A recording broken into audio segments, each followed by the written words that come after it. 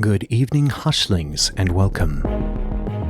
I present your preceptors to the underbelly of the void, the whispers of conjecture, and the known of the unknown.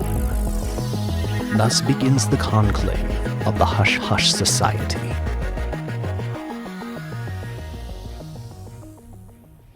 What's up, hushlings? I'm Declassified Dave.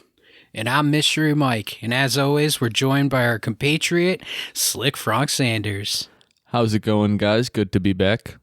Welcome back to the Hush Hush Society Conspiracy Hour. Last week, we jumped into part 1 of the JFK assassination, and this week, we're cruising into Dealey Plaza again for more details of who may have been involved with killing America's 35th president.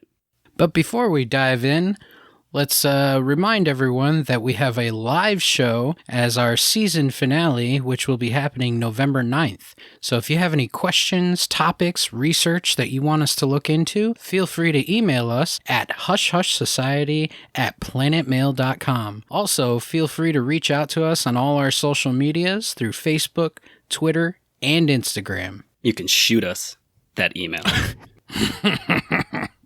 All right, guys, so last episode, when we dove into the John F. Kennedy assassination, we talked about what the president was doing in Texas that day. We talked about Lee Harvey Oswald and the school book depository building, how the shooting actually happened, the theory of multiple gunshots. We went into the autopsy and potential findings of suspicious things that happened throughout all of that. This week, we will be diving into the possible players that could have been involved in the assassination. Who could have done it? Who could have planned it out? Who could have set the gears in motion? Who could have pulled the trigger? Who done it? There are some key groups that we have found out were part of this or could have been part of this. We will go over all of them, and we will start with one of the biggest and notorious groups that could have been behind this assassination, and that is La Cosa Nostra, the Mafia. So to understand how the Mafia plays a possible part in the assassination of JFK, we have to look at all the things prior to 1963. It was well documented that the Mafia and the CIA had a professional relationship. They teamed up in a plot to kill Fidel Castro. After the Bay of Pigs, the casino operations of the Mafia had taken a hit, resulting in millions lost. And in Operation Mongoose, the Mafia would aid the CIA by having one of the Mafia associates who worked in the kitchen of Castro attempt to poison him. The reaches of the Mafia even extended to the FBI, as it said. Operation Mongoose was a secret program aimed against Cuba to remove communism from its power. So right off the bat, we have to look at the Mafia as a very viable threat when it came to JFK. It's no secret that JFK had quite a few enemies at the time of his assassination, which makes the conspiracy ever growing. Lee Harvey Oswald, it was later found out through investigation, kind of had ties to the Mafia. He was peripherally attached to them. But Jack Ruby, the man who ended up killing Lee Harvey Oswald, definitely had ties to the Mafia. If you look back at Jack Ruby's history, he was born and grew up in Chicago. So he became an affiliate of the Chicago Mafia families, mainly the Giancana families, who ran Chicago's big crime outfit from 57, mainly to the late 60s. The Giancana family were also heavily involved in the 1960 presidential election victory with Kennedy. JFK and Robert, their father Joseph, he was running bootlegging during the time of Prohibition. And he kind of had the ins and outs of when Prohibition would end through being friends with politicians and people high up in the world. And he ended up buying up all the scotch from these British importers. And he bought up all the scotch, so when Prohibition ended, he made this mass amount of money. And he stepped on the toes of the Mafia at the time, especially within the Chicago area and other major cities. Well, I'm sure that didn't float too well, assuming that that was a huge, massive income for the illicit markets of the time. Yeah, you're looking at the time of Prohibition where the Mafia, like you said, was making most of their money. They're running the illegal bootleg game. They got the speakeasies, they got the import of moonshine from the South, they got scotch and whiskey coming in through the ports in New York and New Jersey. This was their livelihood for the most part. Global networks, I'm sure. Oh, yeah. They were probably getting stuff. You would imagine they were probably getting things from Italy, Sicily, especially the Giancana family who had ties in Sicily. Yep. When you're going in to kill someone's business, of course they're going to want something in return. He also was a big player in gambling as well. When you think of gambling, when you think of casinos, at least to me, the first thing that pops into my head is the Mafia or losing my rent for the month. That, too. Have a good time in Vegas, man. Yeah, right? All or nothing. Joseph Kennedy made a promise to the Mafia. He said, look, we're going to get my son into the White House. He's going to be in power, and then everything, all the heat is going to be taken off you guys. He's going to make it so that everything is fine and dandy. You guys go about your business and nobody will ever bother you again. That didn't happen. Far from. Robert Kennedy goes on to become the Attorney General and makes it his mission that he's going to go after the Mafia. He's going to go after the mob. And for the longest time, the head of the FBI, J. Edgar Hoover, had denied the existence of the Mafia altogether. How do you deny the existence of the Mafia? He must have been getting something out of it. People on street corners knew who the Mafia was. Like, how do you deny it publicly? But the people on the street corners were the ones that were getting shot on the street corners or having their businesses shaken down for money. And then it makes it to the highest level where the president gets killed. Hey, it's all possible. You never know. Robert Kennedy comes in, he starts taking on the Mafia. The only reason that he becomes Attorney General is because his brother is the president. His brother kind of gives him that position. What does the Mafia take that as? Disrespect. What's the one thing you don't want to do to a mafioso? Disrespect them. Disrespect. We look at one of the largest Mafia bosses at the time, Samuel Mooney Giancana. One thing to point out, too, that during the 60s, Giancana was recruited by the CIA in a plot to assassinate Fidel Castro. So they were trying to poison his food, I guess. Well, that's a very Italian thing to do, put some ground up glass in the meatballs or something.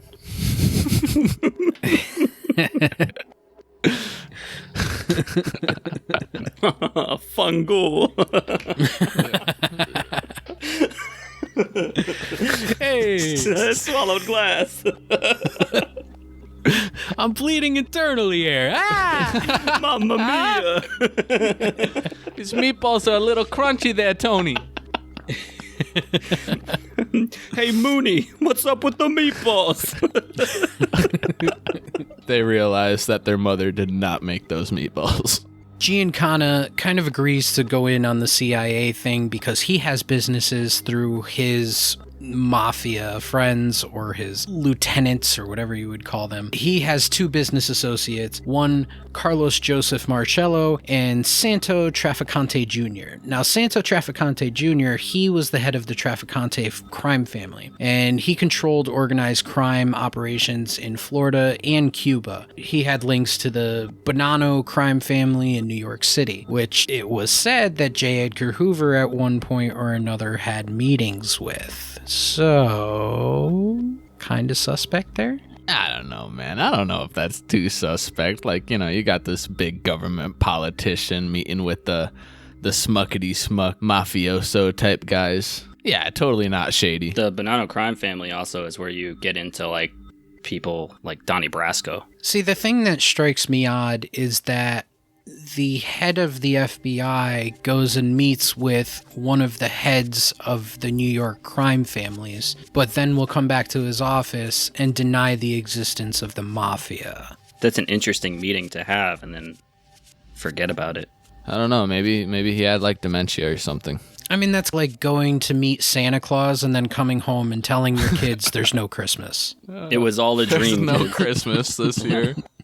Christmas never happened. Ho, ho, no. There's never been a Christmas. Ho, ho, no.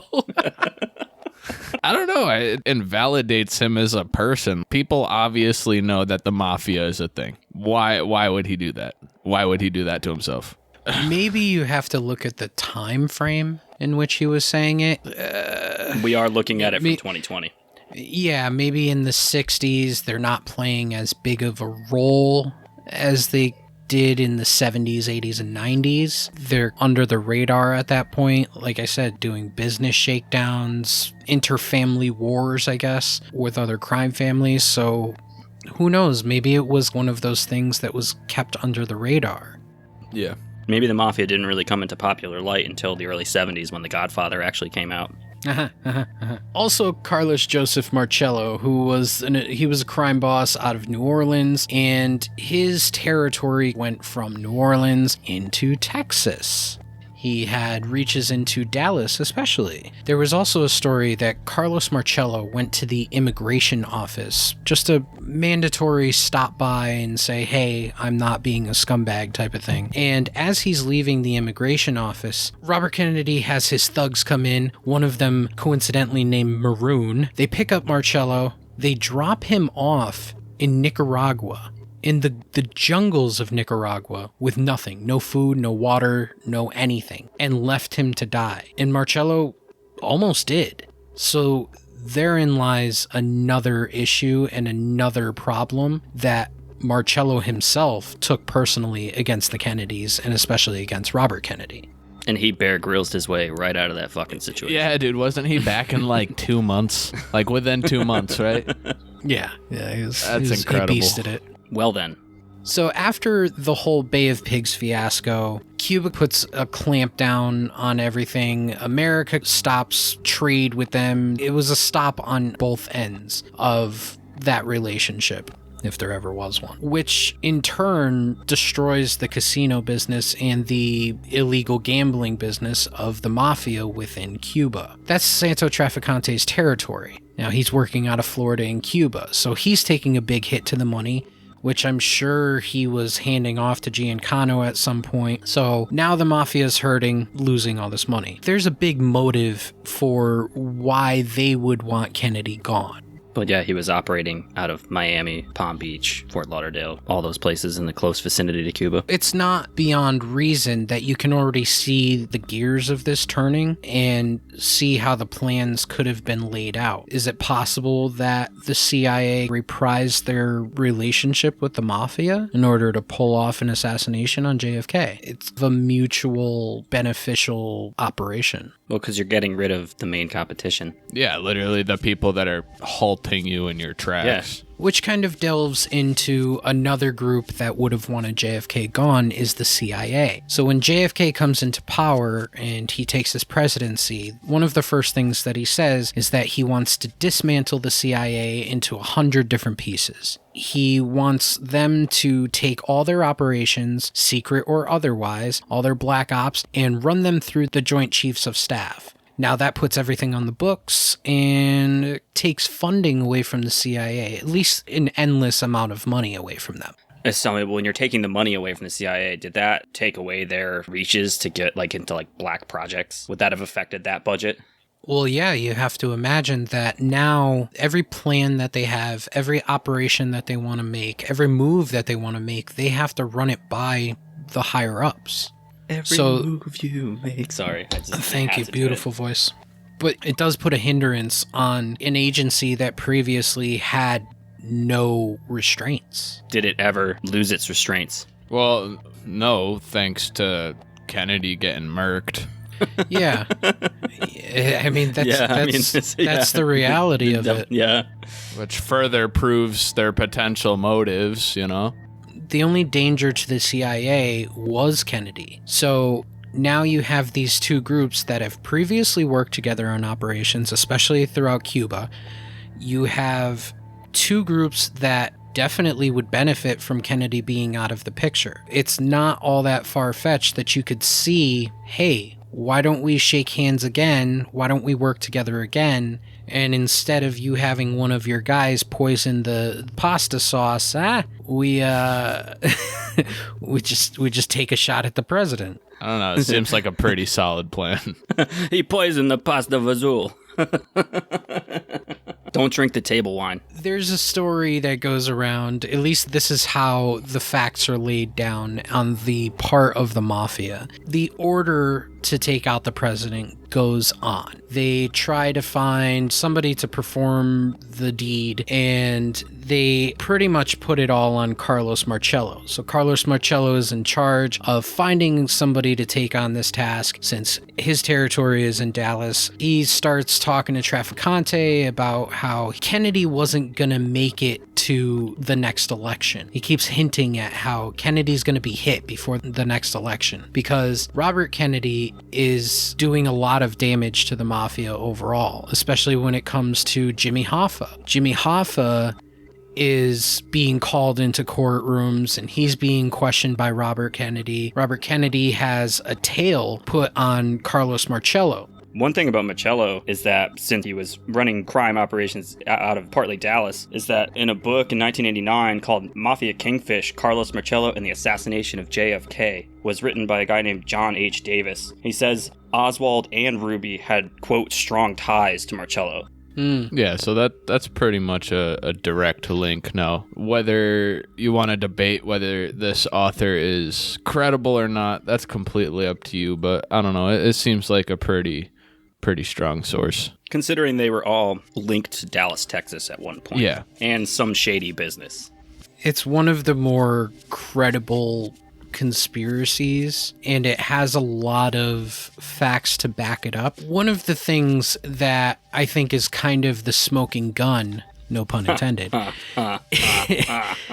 is that Santo Trafficante, at one point, he's involved with the CIA, and they all are. It's a relationship that they carry on even past the assassination. So Trafficante one day is talking about how the hit was put out on Kennedy, and he's quoted as saying, "I think Marcello was wrong in taking out John Kennedy. It should have been Robert Kennedy."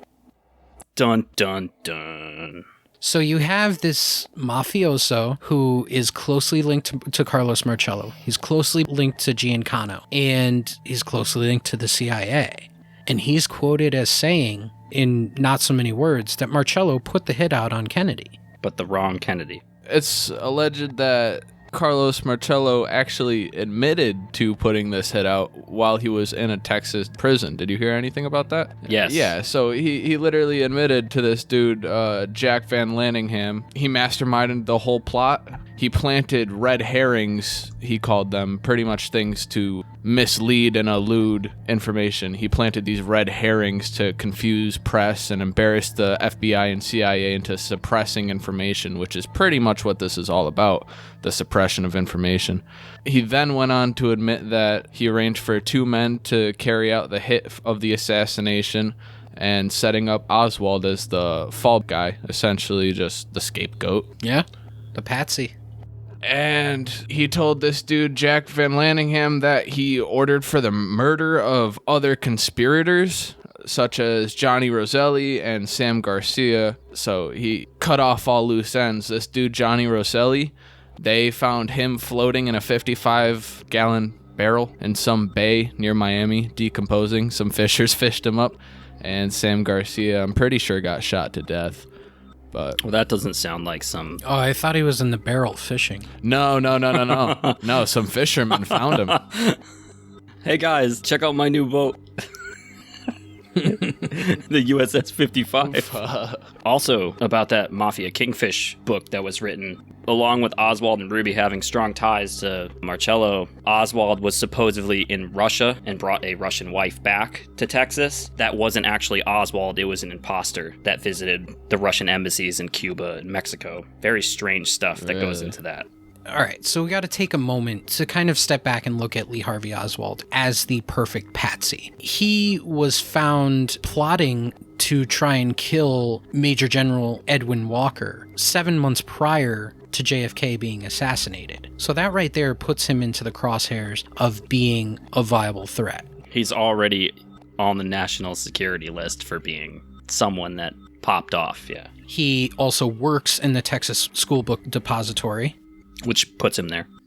Which puts him right on the spot during that day. He has ties to Russia. At one point, he wanted to go and live in Russia and prove his fealty to Russia. He's got a Russian mail order wife. All signs point to that guy being the one to pull the trigger. Plus, he has an army background. But it's also said that Lee Harvey Oswald was a CIA operative himself. Is it possible that Oswald was a second shooter after all, but didn't take the kill shot, and Jack Ruby might have been part of it, and Jack Ruby goes and wants to silence Oswald from outing him? He also had a disturbing the peace charge on him on August 9th, 1963 in New Orleans. Lee Harvey Oswald did? Yes. Oh, no shit. Yeah. He was arrested in New Orleans. So he's arrested in New Orleans. Now we're looking at New Orleans. Who was the crime boss in New Orleans? Marcello. Marcello. Oh, jeez. It all starts to come together pretty tight. Hey, Oswald being in Louisiana, Marcello in Louisiana just months before. Sounds like a family to me. One other thing to note about the Mafia before we move on is that before JFK was killed, Jimmy Hoffa was being looked at by Robert Kennedy. He was kind of investigating into him, and Jimmy Hoffa had a lawyer named Frank Regano. Now, Frank Regano, post Hoffa and post the assassination, was later quoted as saying Hoffa had passed a message to his lawyer, and he went on to pass on the message to Marcello and Giancano to, quote, take out Kennedy. So Hoffa wanted Kennedy dead, but did he want John F. Kennedy dead, or did he want Robert Kennedy dead? That's the real question. The thing that makes it more compelling is that both of them are gone now. Well, yeah. They got them both. At some point, whoever it was got the right Kennedy. Well, I feel like either way, both would have had to go for their motives, you know? It's entirely possible. You look at Robert Kennedy, 5 years later, he gets assassinated. So, maybe the Mafia takes a couple years off, gets the heat off of them, quells any kind of suspicion that they were involved, and then they go back and finish the job? The right job this time? Could the JFK assassination simply have been a miscommunication? A horrible game of telephone. Dude, imagine that. Like, holy shit, you guys killed the president? No, not that Kennedy. Come on. Yeah. Like, oh, gee. Oh, no. Oh, Dude. no. Like, you didn't even get a text then. You're just like, you saw that on TV and you're like, oh, shit. Uh-oh. Fungool. Like, hey. I'm just going to keep saying, hey. What's up, Hushlings? Mystery Mike here, and I'm here to tell you about a contest that we're currently running. It's real easy to enter. All you gotta do is go to iTunes, submit a review for our show, and screenshot it, then send it on over to us. You can do this through our social medias or through our email at hushhushsociety@planetmail.com. You'll be entered to win a travel-size edition of Conspiracy, the Card Game. This card game explores all the conspiracies and tests your knowledge of the deep, dark unknown. This contest will run until October 5th. Second and third prize winners will also be chosen and receive a Hush Hush Society sticker pack. We kind of all encompass the Mafia and the CIA being a part of this. We'll take a step back and look at another government agency that might have had the inkling that they wanted the president to no longer be around, which would be the FBI. Mainly, the head of the FBI, J. Edgar Hoover. Like we said before, Hoover was completely denying the very existence of the Mafia, while Robert Kennedy, the Attorney General, was investigating the Mafia and trying to just completely cut him off. JFK was going to force retirement on Hoover at his legal federal retirement age, and I don't think Hoover was really about all that. Probably not. You're like, bro, you're too old. Get the hell out of here. This is all I have. No. But, I mean, if you look at Hoover, he was this very staunch man. He was very proud of his position. At one point, it was said that J. Edgar Hoover was the most powerful man in America, including the president. So when you have that title and you are pretty much the alpha and the omega of the FBI at that time, why would you want to leave? That's true. But at the same time, why wouldn't you want to leave? Like, how? That's got to be wicked stressful, dude. And let's not forget, like we said before, J. Edgar Hoover had met with multiple mafia families in New York on multiple occasions, clearly showing some strong ties going on there. See, it's interesting to me because it's very possible that a lot of these agencies and a lot of these government figures were probably getting kickbacks from illegal activities, especially the CIA. The CIA throughout all of time has been found to fund their operations and gain extra money and all that other shit from selling drugs or pulling off assassinations for hire. And it's no secret that the CIA has gone above and beyond to secure funds. So could we look at J. Edgar Hoover and say, okay, this is an untouchable man. He could have had anybody wiretapped. He could have had anybody followed. And did it possibly happen to everybody but him? I don't think that's unrealistic whatsoever, assuming the position that he was in. You're right. We also have to look at the Cubans as a whole as a potential suspect of the Kennedy assassination. If you guys listened to the last podcast, you know that Kennedy sent in an operation called the Bay of Pigs, which was an utter failure to pretty much disassemble the Cuban Castro whole power play that they had going on over there. You had Operation Mongoose going on. We were pretty much trying to kill Fidel Castro, get rid of him, put an end to the communism, all that. So there was pretty much no love whatsoever between Cuba then and the Kennedy family. So there's definitely a possibility that Fidel had it out for John F. Kennedy for trying to put an end to what he worked for Cuba. That's interesting in itself, because if you're talking about power, you have very powerful individuals involved in this whole situation. You have Fidel Castro, you have Allen Dulles and the CIA, you have J. Edgar Hoover and the FBI, you have Marcello and Trafficante and Giancano from the huge Mafia families. So, and it's said that the Mafia had deep ties into the government. One person was even quoted as saying, you can't have the government without the Mafia, and you can't have the Mafia without the government. They were kind of hand in hand. Well, in 1959, there was the Cuban Revolution, where tons of Cubans migrated to the United States, with hopes to overthrow Castro and then come back to the U.S. and live here. Fidel Castro also previously had made a statement saying that he had a desire for revenge against the United States government. So post JFK assassination, his words were closely looked at, and Fidel was put into the crosshairs of the American government as a huge suspect of being behind this assassination. Plus, Fidel had a relationship with Khrushchev, and that brings the Russians into it, and who was involved with the Russians? Lee Harvey Oswald. So it's all things that come full circle. It's all relationships, whether they be peripheral or pretty direct, that are pointing to something other than maybe just one person did this. This is definitely an elaborate plot by probably not one person. Yeah, I'd say, realistically, I don't think it was one person or even one group of people. I think there was definitely something larger at play, some shaking of hands. Now that we've looked at the main players and the main conspirators that could have been at fault for this assassination and been behind the planning of it, let's kind of take a look at some of the lesser known or lesser thought plots or conspirators. One of those being the KGB. Could it have been a KGB agent? Could it have been the KGB as an entity that put out the hit on behalf of Khrushchev? Could have very much been. We were in the arms of the Cold War. Well, yeah, didn't Russia hand over those missiles to Cuba?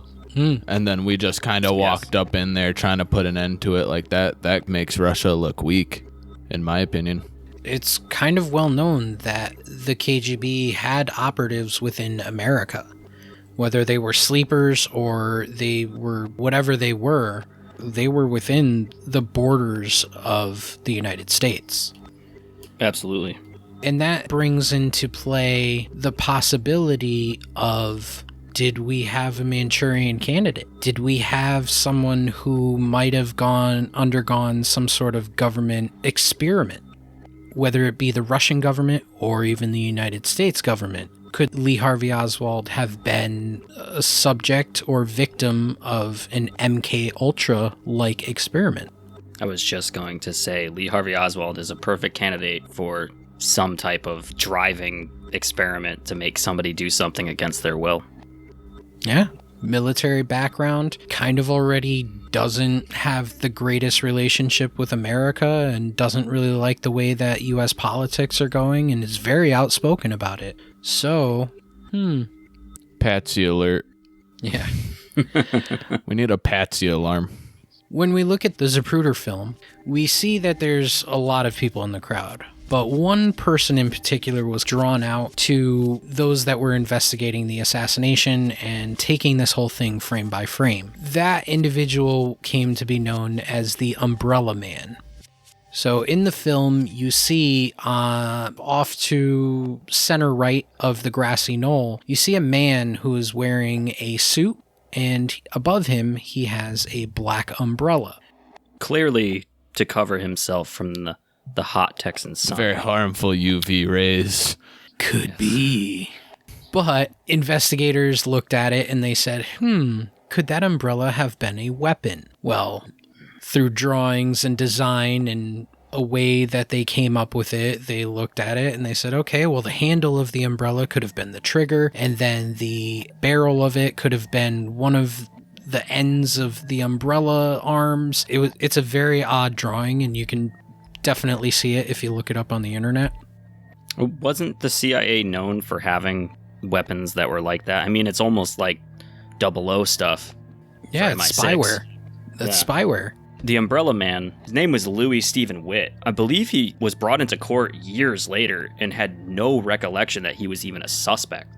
Yeah, imagine years after the assassination, somebody comes to you and they say, oh, yeah, we're looking for this guy that was holding the umbrella in the film. Oh, that's me. Yeah, we think he's the one that did it.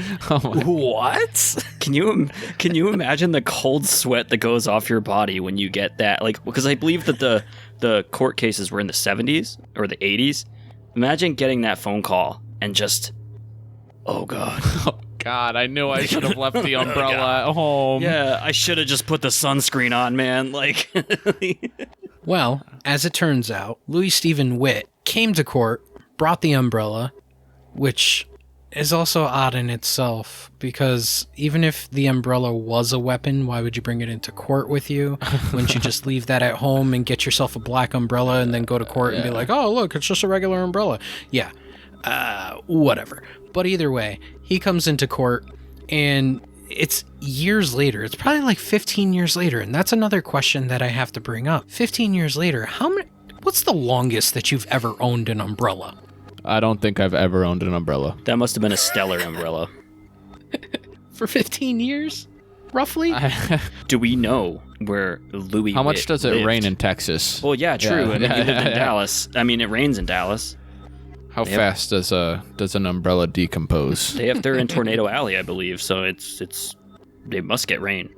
According to Witt, he brought out the umbrella during that day, knowing that the president would go by, as a show of some sort of protest against the president. Not mainly against the president, but against his father, Joseph Kennedy. He didn't approve of a lot of the things that Joseph Kennedy had done and how JFK had got into the office. So back in the 30s and 40s, a way of showing protest was to go to a public forum and hold up a black umbrella.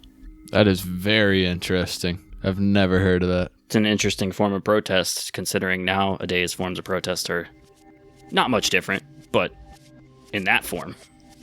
I'm I gonna don't bring know. an I umbrella. think we should give it a shot, yeah. Let's bring umbrellas instead, man.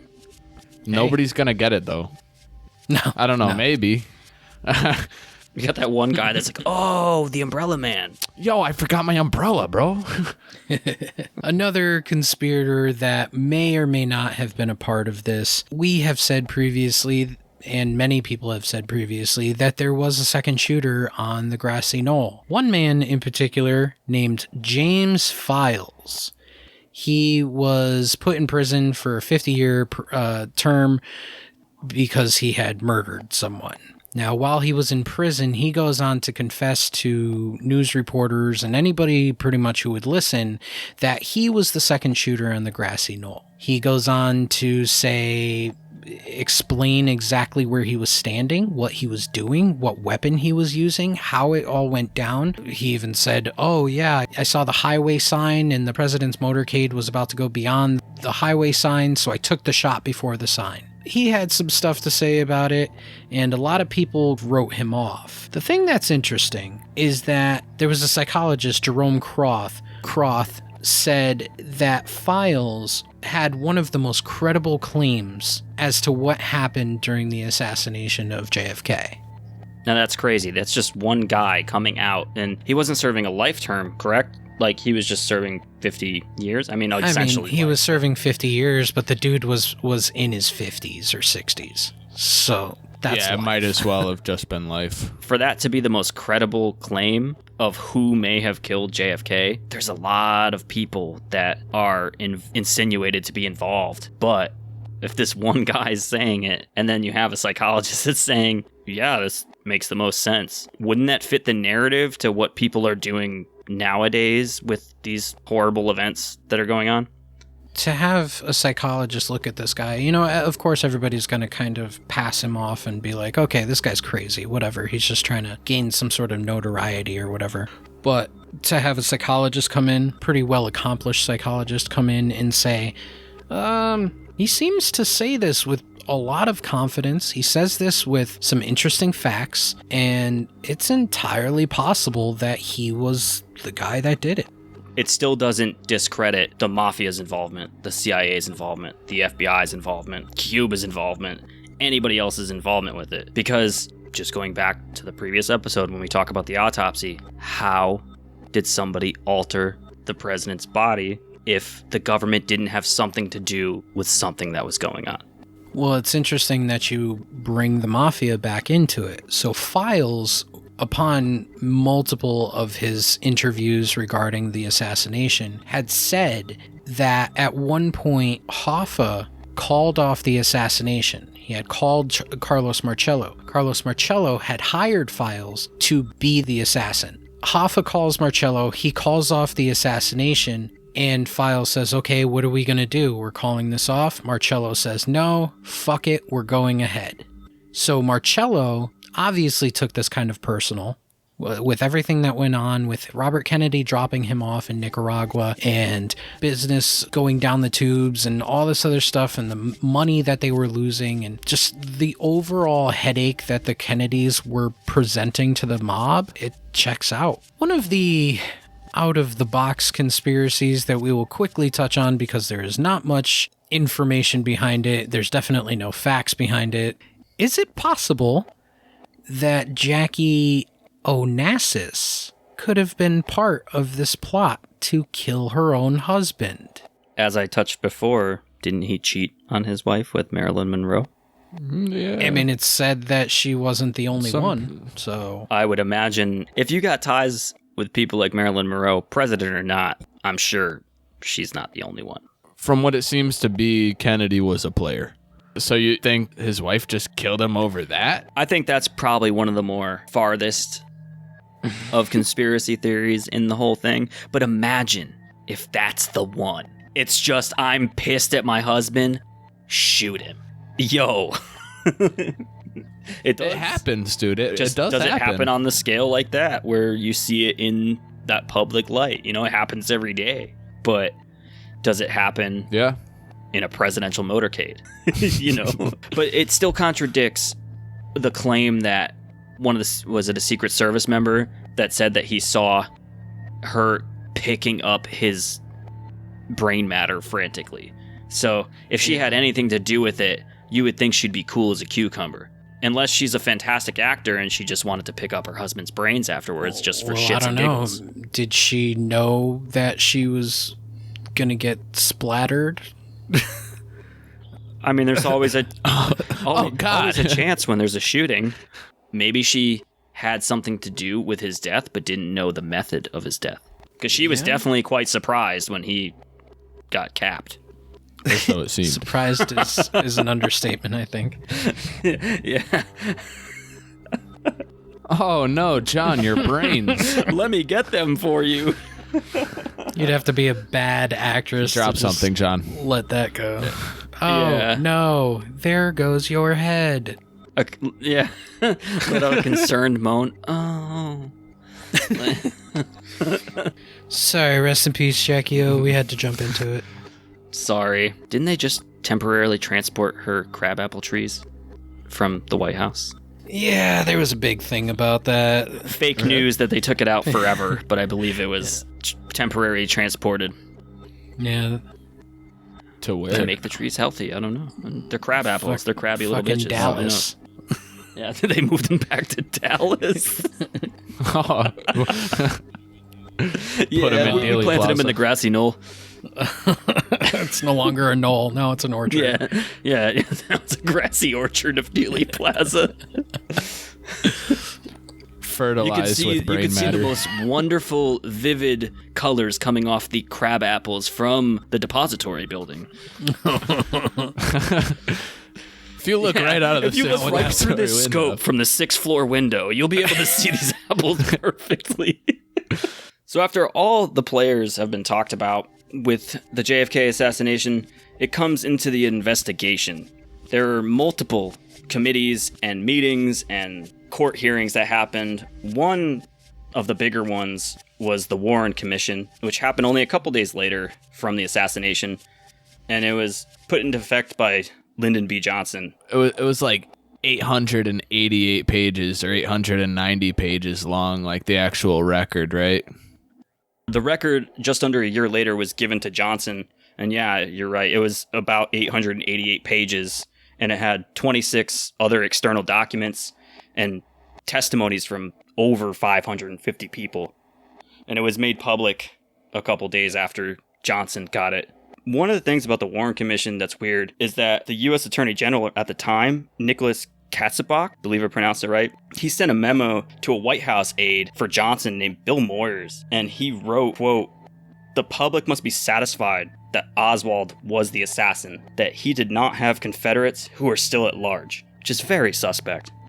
Yeah, why would you include that? Why would you say, oh yeah, they have to believe this? Yeah, we gotta convince them. Now, another suspect thing that goes along with that quote is that a part of this Warren Commission, Alan Dulles, which is someone we had talked about in the MK Ultra episode, was the former director of the CIA, and he was a part of this commission, and he was appointed to coach and interview CIA witnesses on what to ask and answers to basically answer, which is very suspect because you're looking at this man is essentially telling people what to say. And both Lyndon B. Johnson and Dulles were both super nervous to make sure that this commission that was put together did not find out Kennedy's secret involvement and their administration's plans to assassinate Castro and other foreign leaders. All in all, this Warren Commission concluded that President Kennedy was assassinated by Lee Harvey Oswald, and that Oswald entirely acted by himself. It also concluded that Jack Ruby, the man that murdered Oswald a couple days later, entirely acted alone by himself, which totally discredits all the other players that we talk about, that only these two people were involved in just murdering each other and one murdering the president. One of the other meetings that had happened, this happened a couple years later, it was called the Ramsey Clark Panel in 1968, and it was a panel of 4 or so medical experts appointed by Attorney General Ramsey Clark to examine photographs, x-rays, documents, a bunch of other evidence from the Kennedy assassination, his autopsy, and the panel concluded that Kennedy was struck by 2 bullets, one from above and behind, and one from the front above his right eye. So, putting that into effect, if Lee Harvey Oswald was the only one that killed President Kennedy from the depository building that we speak of, how does he, again, get this entry wound above the right eye, which is complete at odds to the Warren Commission's findings? Yeah, like if it wasn't a cover-up, why wouldn't they have held this Ramsey Clark panel before the Warren Commission and included that information that they examined, you know? I think that's one of the most damning things about the narrative that there is a lone gunman, that he shot from the Texas School Book Depository, and that it was Lee Harvey Oswald by himself, is that you have this kill shot that was definitely not made from behind. You can see it Definitely on not. film. If pictures speak 1,000 words, then the frame of a film speaks 1,000,000. There's just no way that it happened. Now, there was a doctor that was in Parkland Memorial Hospital when the doctor had when JFK had arrived at the hospital, that said that JFK was wearing some sort of corset. So he was wearing some sort of chest and back brace that was held together with ace bandages and wrapped around his legs and all this other stuff. And he goes on to claim, well, if he was shot from behind, of course he wouldn't slump forward because this corset that he was wearing, or this brace that he was wearing, would have held his body up. Okay, but why would his head snap back? That brace is not attached to his neck. It's not attached to the back of his head. You also have the sheer fact that his brains are on the table. So there's on the back of the limo. Obviously, video is not the best, but you can see the blowback. It's clearly there in the video. All right, guys, I'm going to tell you, from everything that we've looked up on this episode, from everything that we've researched, from all the time that we've spent, I'm going to go with the Mafia and the CIA relationship was at fault for this, and Lee Harvey Oswald was a patsy. I'm going to agree with you. Yeah, that seems like the most definite conclusion. There's definitely some other suspect players, but a lot of it comes full circle. And there you have it, peeps. There is so much research that goes into the JFK assassination. There are books, endless amounts of books. There are documentaries. There are speakers. There are experts that have looked over it for years upon years. There is so much to look into. Formulate your own ideas and see what you think. If you think that Lee Harvey Oswald did it alone, then so be it. If you think something that we didn't mention, let us know. Tell us. Go on our social medias, go to our email, and leave a note. Say, hey, you guys fucked this up. Please, tell us. Shoot us a message and let us know. Let it hit us straight in the cerebellum. Remove the frontal cortex. Blow out my mind with new things. That about does it for this episode of the Hush Hush Society Conspiracy Hour. We want to thank you all for listening. The response to our show has been fantastic. Thank you. Guys, with the conclusion of the John F. Kennedy assassination, 2 weeks from now, we will be releasing a 2-part episode going into a more modern topic, Jeffrey Epstein. Both episodes of this Jeffrey Epstein debriefing will be released within 1 week of each other. We're going to dive deep into the pedo aisle. Yes, we're going to log ourselves into that manifest and hop on that plane like Microsoft Flight Simulator. Dude, is that a thing? Like, can we do that? Yeah, you can go anywhere in the world in Microsoft Flight Sim, the new one. Be sure to check us out on all listening platforms. You can check us out everywhere on our link tree at linktr.ee/Hush Hush Society. And make sure to follow us on all our social medias yet again, Facebook, Twitter, Instagram. We have a Facebook group, which more and more people are joining. You can post your conspiracy theories up there. We can have a debate. We can have a discussion. We can have a conversation. You can reach all of us there. We are very active on it. And again, if you want to reach out to us, just email us. If you don't have social media, if you are in some bunker somewhere, keeping off the radar of the government, make sure you VPN and send us an email at hushhushsociety@planetmail.com. And we're also running a giveaway contest. It's very simple to enter. All you have to do is go on iTunes or one of the podcast streaming platforms and leave us a review, and you are entered to win a Conspiracy Theory Travel Edition card game. So make sure to visit one of our social medias and drop that screenshot for your chance to win. And until we meet again, Hushlings, I'm Declassified Dave. I'm Mystery Mike. And I'm Slick Frank Sanders. And we'll catch you next time on the Hush Hush Society Conspiracy Hour. Until our next debriefing, remember, the best kept secrets are hidden in plain sight.